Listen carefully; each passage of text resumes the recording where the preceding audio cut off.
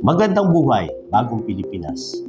Ang mga kriminal o masasamang loob ay wala na talagang pinipiling bibiktimahin, bata man o matanda.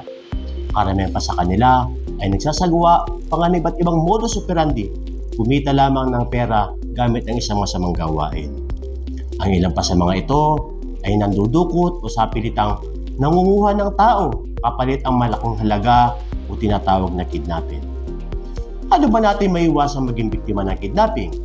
Narito at ating alamin sa kalamang pamamarisan. Ang kidnap o kidnapping ay ang sapilitang pagkuha o pagdukot sa isang tao. Bata, matanda, babae man o lalaki, ito ay walang pinipili. Maaaring may masamang intensyon. Ang pandudukot at kadalasan ay humihingi ng pera kapalit ng kalayaan. Isang pa nga, ginagamit pa sila sa mga human trafficking na gawain ng mga sindikato.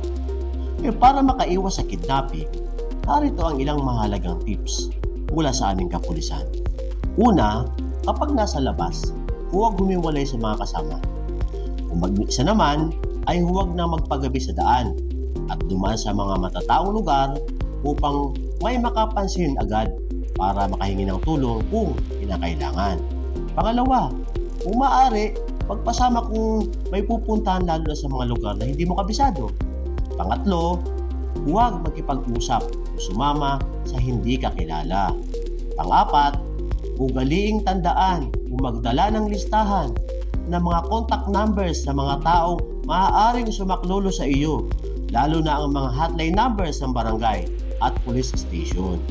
Pang-lima, ugaliing magdala ng pito upang magamit pantawag pansin kung may magtatangkang dumuko sa iyo o agad na sumigaw ng tulong o saklolo.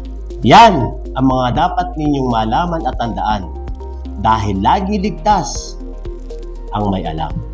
Ako po ang inyong EPD Kaalaman Correspondent, Police Captain Laurente Tiaño, sa Bagong Pilipinas. Gusto ng pulis, ligtas ka.